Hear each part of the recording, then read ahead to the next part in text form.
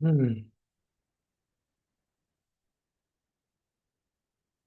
I'm really, really, really enjoying um, the play of the planets from from Laurence Hillman.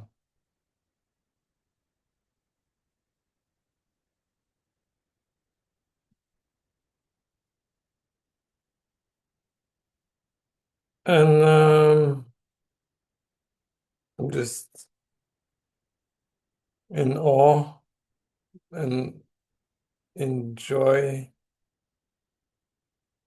with how he writes and the things I keep discovering in this reading of this book. And I basically just wanted to share that and see. I think I wanted also to find a quote from it or a paragraph. Mm, it's yeah, it's so telling about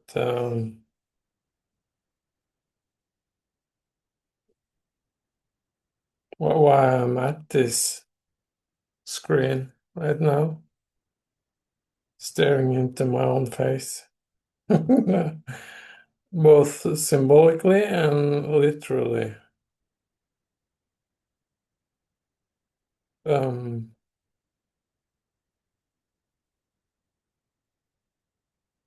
Maybe you can call it, I want to say sophisticated navel gazing, but that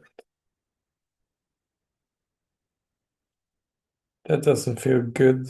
Like, because usually navel gazing is considered something egocentrical, like you keep like or narcissistic or whatever negative connotation we can put on it. And uh, sometimes that fits. Be too self-involved, but it's also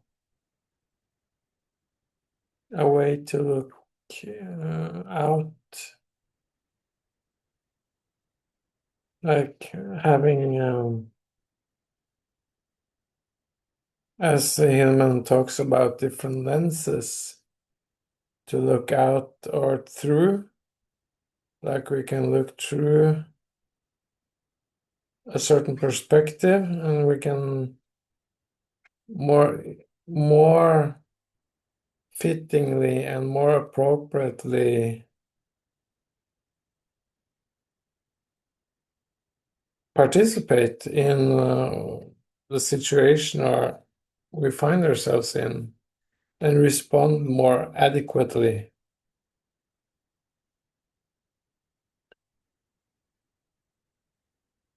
So maybe this is a good way to set some context. Maybe something more. And in it's basically about how we frame reality, our own reality, and how we come into contact with sometimes come into contact with the world and others and ourselves, and how we might try to articulate, like I'm trying to do now, how we can exercise the capacity to articulate different ideas and feelings and um, sensations and yeah. So this book is basically so engaging for me, and I'm not like it. I want to use the word like mythopoetic. Uh, I think I can, I think I can say that because the way he writes is full of like metaphors and not your typical technical jargons that is kind of abstract and lifeless and like it's very rich. It's yeah, what's the word? It's very rich in how he lays deep ideas out in a beautiful and very, yeah, delicious way. Mm. And that's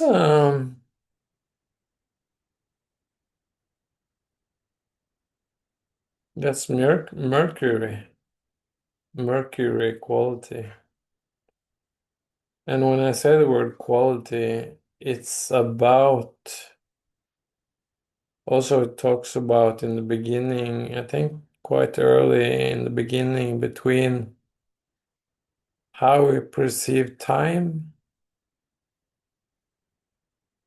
and how our Western culture is obsessed with time in a linear fashion, like calendar time. How we don't have time. I don't have time. And I want to say like maybe time has you if you're constantly thinking about time and we're rushing from place to place, having a schedule that we have to rush to in order to do. And another thing that shows up speaking about this is he makes the distinction between, I think the word is Kronos time. That's our like thinking about linear things. That's useful if we're planning to do certain tasks and have time for doing stuff. And there's another sense of time where the quality of time is something different.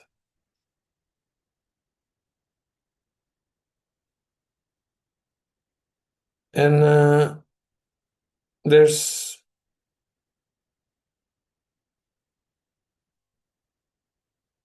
an example can be like if you have a good conversation with a friend or yeah. And then suddenly you notice like, oh, wow, we've been sitting here for 3 hours and it's just been, yeah, if you get the sense of there's been a quality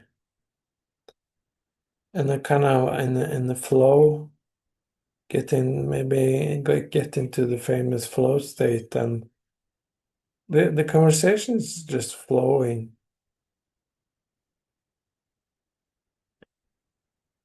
And you get these rhythms and you get this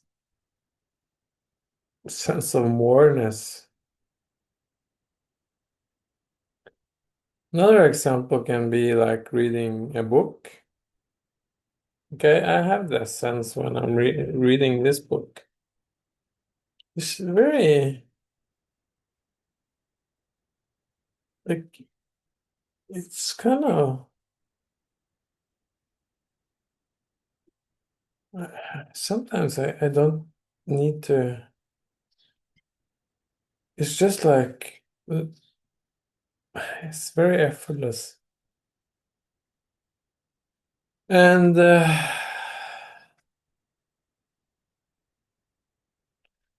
maybe I should set some more context or share some more context. I've been working on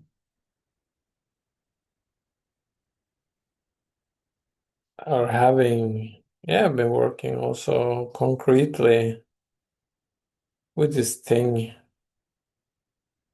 for about, started, I think 7 or 8 years ago. And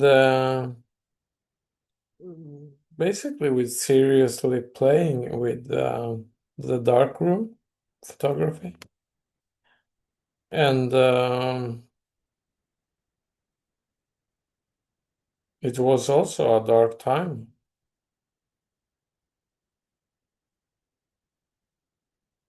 but not only dark. It was a lot of explorations, creatively trying to come up with different expressions, basically through landscapes photography. And I had this sense when I started to be interested in photography that there was more going on than just like two-dimensional picture taking.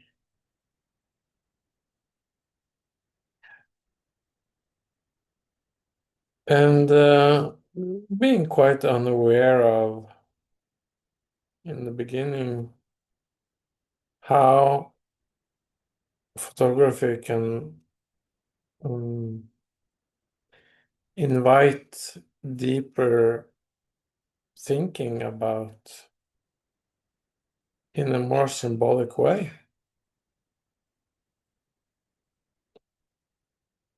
And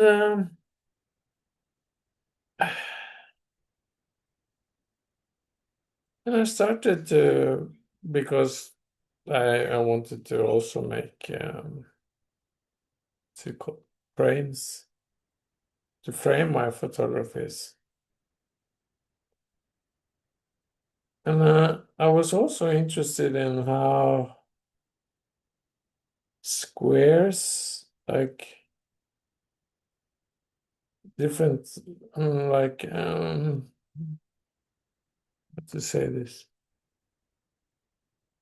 Like boxes or categories, also squares, like, was kind of maybe, yeah, it's gonna go totally into what squares can mean, but I'm sure you get the idea. But I was interested in what the how nature uses, or the strongest shapes in nature. You can see that in beehives and ice crystals and stuff like that. The hexagon with 6 corners is the strongest structure in nature. I was interested in that because probably because I took landscapes photos and being being curious and stuff like that, and also how how circles or how natural rhythms occur in nature or in the universe, basically. Everything revolves around like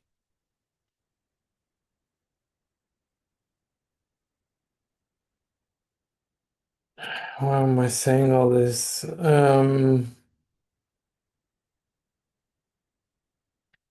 Yeah, I think I said like oh, maybe I should share some more context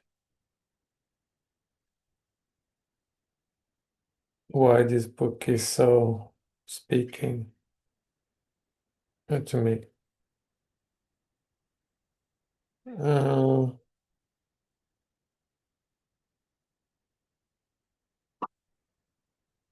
yeah, for a long time, very long time, probably most of my life, I've heard people talk about astrology. And if you hear my tone of voice is like people who are into astrology is probably nuts or like it's believing that Santa Claus is a still exists or very condescending and like highly critical that if people start talking about astrology and and yeah and it's a little embarrassing to admit that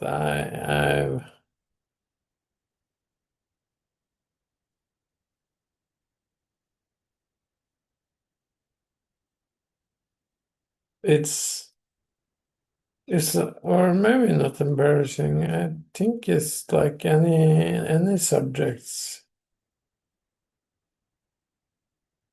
It's like if you haven't even like picked up a water bottle and never seen one, you don't know that it's a carrier of liquid. Maybe it's just like what is this? Maybe perceive it as something you can throw or a weapon or something like that. If you've never seen one. So you're totally mistaken, taken.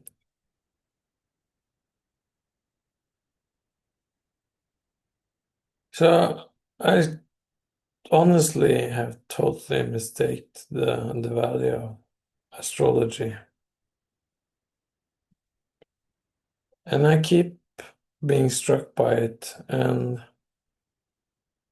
how I stepped into this inquiry is like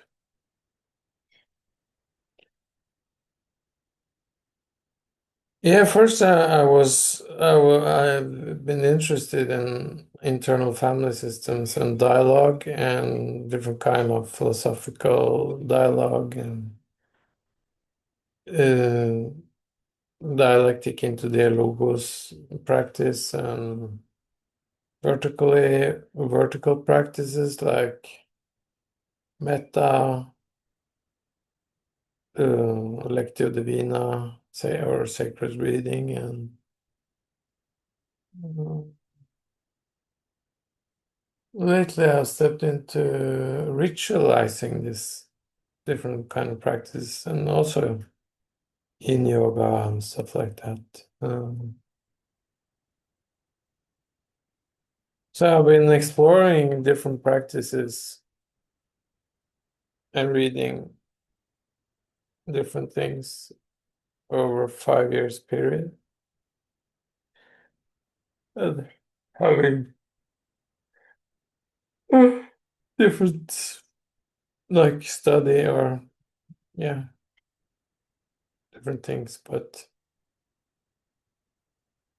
Why am I saying this? I'm saying this to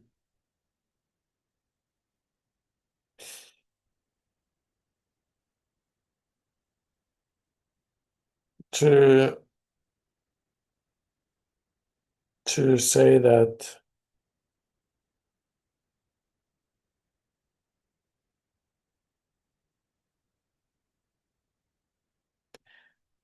maybe it's right to say like I feel like I'm gone full circle. I also studying, been doing a lot of circling over the years. I took the practitioner program with Circling Institute. That was amazing. But I feel like I'm gone full circle now in the sense that I was fascinated by the cross or the intersection between between culture and nature. That was something I was really fascinated by. My fascination for that started like around 10 years ago, I think, maybe more or less consciously fascinated by that and being very critical to Western societies of the divide between our culture and the nature.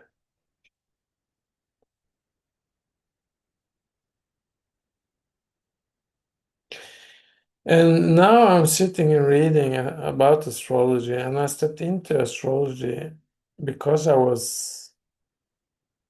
don't remember if I said that. Yeah, I was fascinated by the archetypes, archetypal psychology, Jungian psychology. And I've been more and more interested in that too. Yeah, I was saying now, I remember IFS, and I railed off into talk about different practices, but IFS is also an internal dialogue. It's very therapeutic. It can be very therapeutic and also very empowering, like or self-developing, because you have a dialogue with different parts of yourself, as they say. And then going deeper into that, I kind of Jung is the four before that, and going further back, Plato. Plato was into dialogues, and so you can see a line.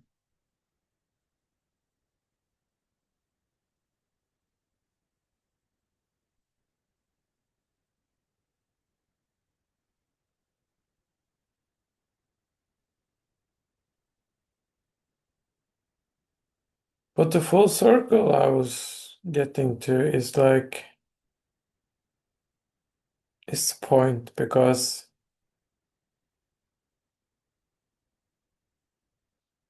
and I want to say also that I've been watching and listening to hours and hours of John Vervaeke's stuff, like the awakening from the meaning crisis after Socrates, and I took a course with him, and I've been training with the awakening to meaning platform quite a lot. And I want to kind of try to finish this now, but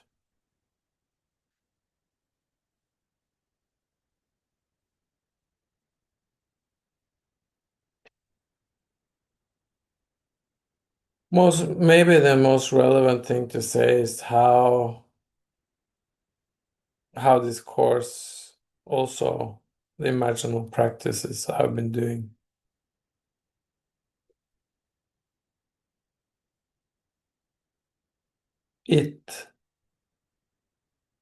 This book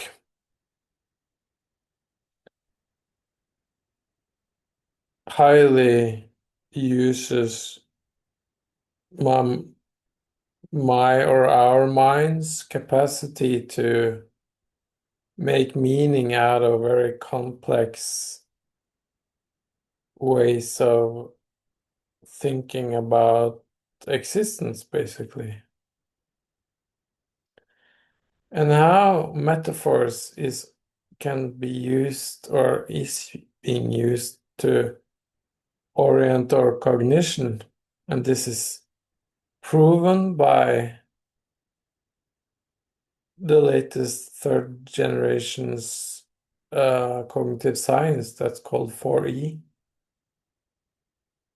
is proven to be paradoxically, if you use your imagination in a productive way, constructive way, it actually makes you more rational.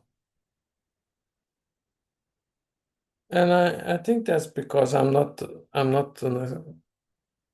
just a no, like I basically don't know about more about like cognitive science, but it's been proven. And I think it makes sense for me when we can play with different perspectives and turn things around and look at it like in our minds and try to perceive it different perspectives and participate with that. Maybe you can call it a kind of a cognitive fluidity. You can we can use that capacity, or we are using that capacity to see to see things that we're not yet. Maybe we just have an intuition of something. It's very useful. But when it suddenly appears like, oh, I'm being struck by something, an idea or something,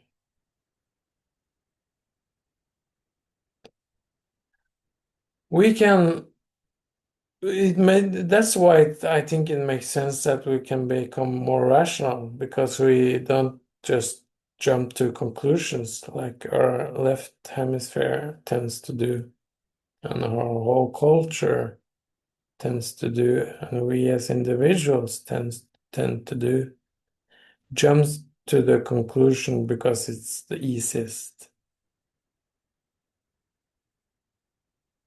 But in a deeper sense, it's maybe there's can be a more opening in how we perceive things than just immediate reaction. Um, and uh, I think that's also a huge part of the why I'm reading this book, or why it's feels like because what he does, what Laurence Hillman uh, actually the son of this giant called James Hillman that developed archetypal psychology. So Laurence Hillman is the son of James Hillman. But what he does, he's using also like astrology, and he looks at astrology through,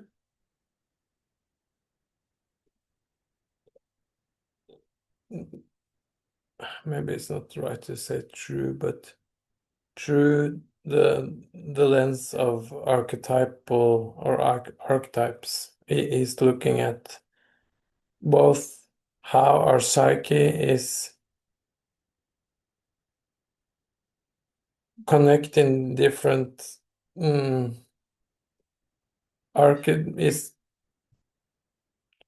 that the self, not with a big S, like uh, this is annoying. Being frustrated because I am trying to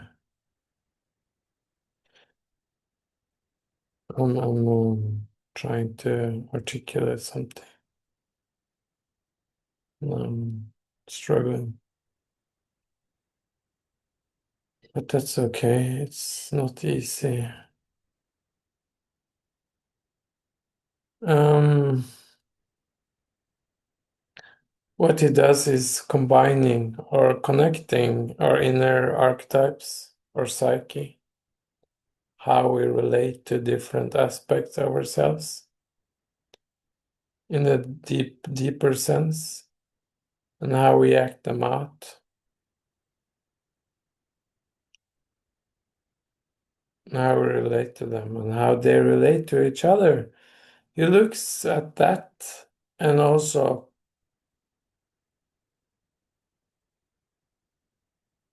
uses astrology, both as in a physical way, like how it actually the whole universe is kind of constructed, more like astronomically, and how that reflects our inner psyche. That's the archetypes. I think that made sense. But so why I wanted to say all this is I started to say what a joy it is to read this and how incredibly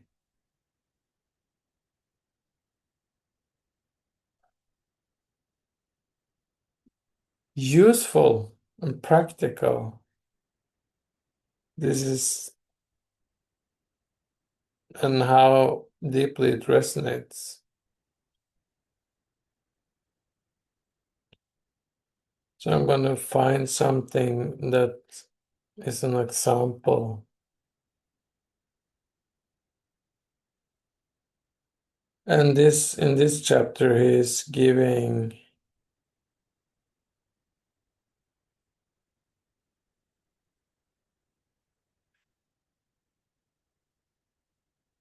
um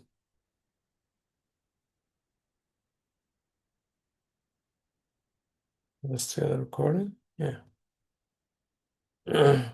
um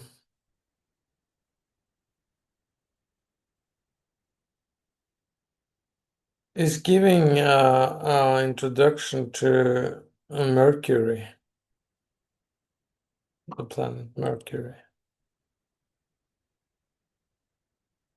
And okay.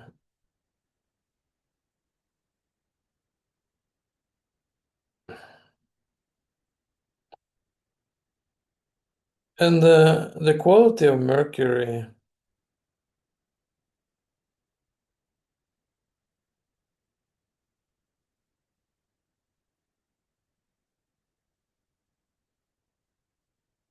is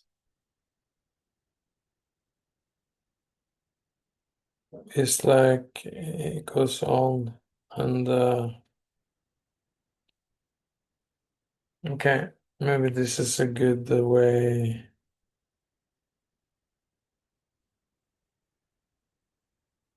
It talks about the quality of Mercury and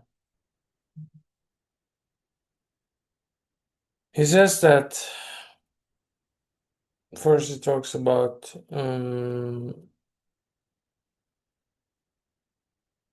yeah, he talks about mythology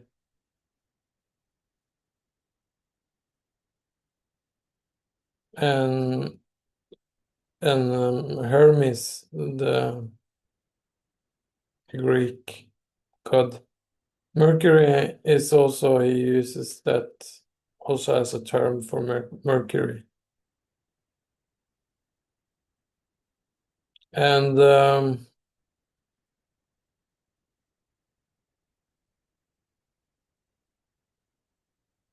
he says here, maybe this is a good example. Okay. Because the quality, if you know the substance mercury in thermometers and stuff, this is a good metaphor that I'm gonna steal from him. Yeah. But if you smash a thermometer, like the degree thing, uh, you see that the substance is floating around and suddenly they connect to each other. Like this uh, character in Terminator 2, I think, when he's a Mercury, like this substance, silvery substance that floats and it connects again. That kind of quality. So if you use that as a metaphor, and I'm gonna read something that's very useful, I think. As the messenger and the go-between of the gods, Mercury moves around a lot. He needs to because he is the harbinger of news, of important information and of juicy gossip. Mercury in your chart shows you how you communicate with the world around you.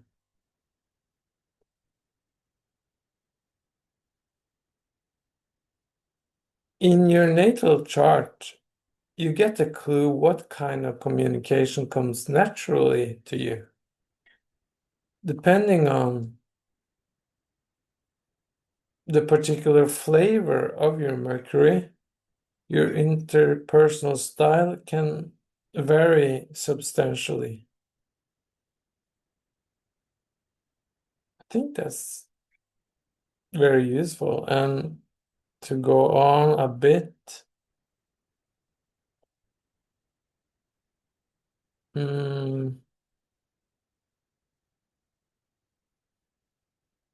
yeah, of course, this also makes sense. For Mercury, such differences are hugely important in educational settings.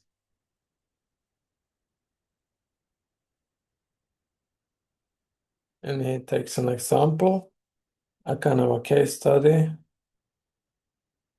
a very interesting case study. And let's see here.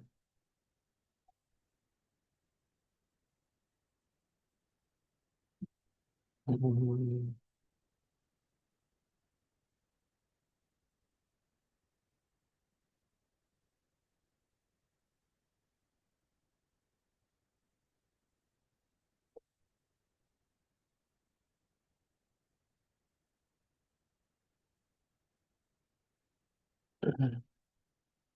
Okay, this is a good one. Imagine the differences in communication between couples if they knew what disposition each other's Mercury had. A lack of communication or misunderstandings are the core problems in many relationships. Ask yourself, how is my partner's Mercury dressed? And dressed he means by saying that the Mercury is affected by yeah, other aspects of astrological thinking. I don't remember exactly what now, but it's not the point. Ask yourself, how is my partner Mercury? Or maybe dressed. To put it simple, when he's saying dressed, it's like how he's out how he is outwardly, or like being perceived, like you picture a businessman like with suit, and you he's kind of, if you have that style of communication, you might be perceived as very like sophisticated, serious, maybe of high value, maybe depending on what kind of suit you're wearing. But it's how we show up in our style, in our manner, in our, yeah, how we perceive, being perceived outwardly. I think that's right, because we're dressing, we're inhabiting our way of communicating. I think that's enough.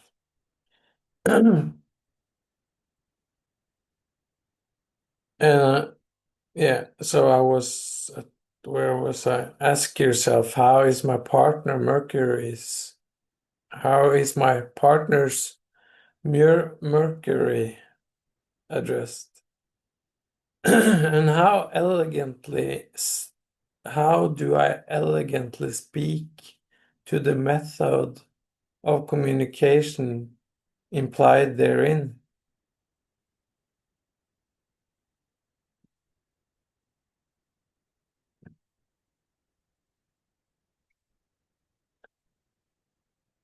And he's basically saying that it's useful to know how the style or the dress is showing up when we're trying to talk to and communicate with each other.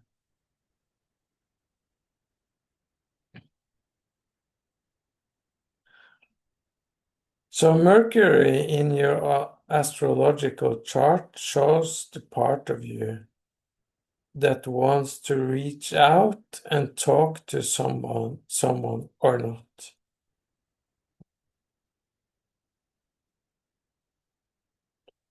And study your Mercury and you will know these things. And it takes a very good example.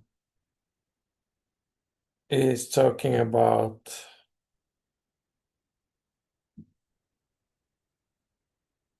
the debate with John F. Kennedy and Richard Nixon. And yeah, it takes a lot of examples of how Mercury appears culturally.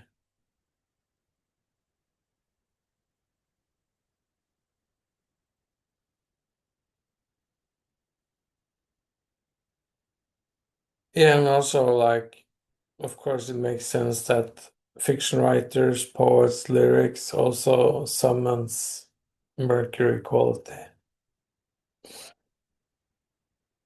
Mercury is also lord of all writing, speech, and chatting. He is also the critic, makes inquiries and investigates idea. Mercury, therefore, is the patron of writers, chatterboxes, trivia masters, reporters, phone operators, speakies,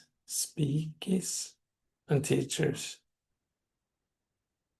Mercury is fascinated with language.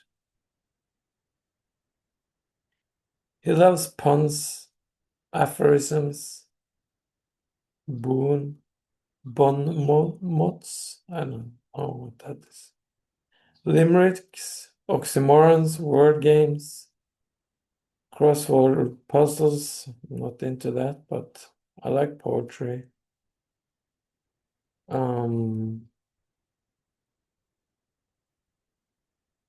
In the world around you, there is many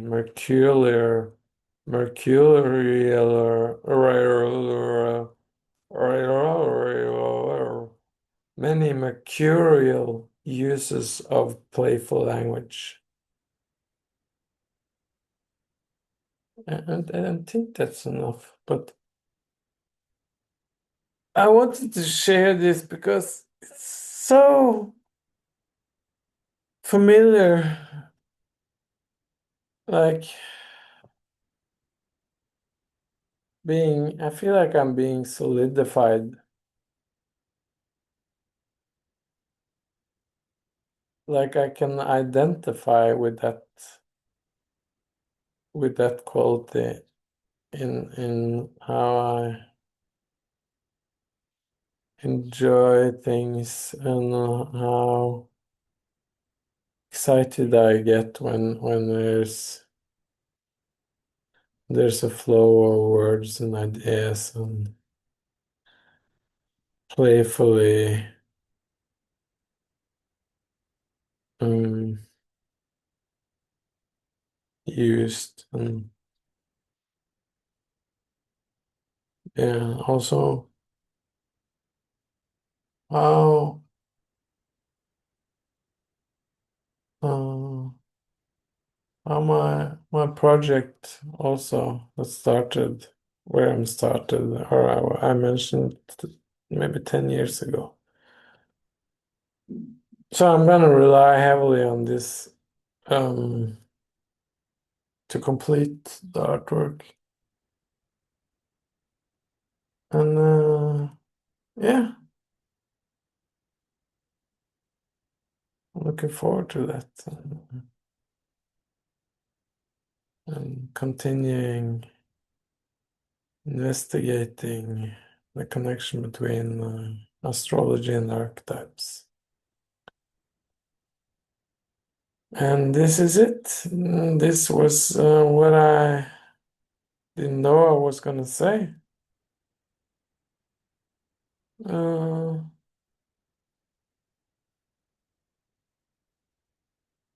but this is very hopeful and joyful to step into and to discover stuff. So thank you for listening, and I see you soon.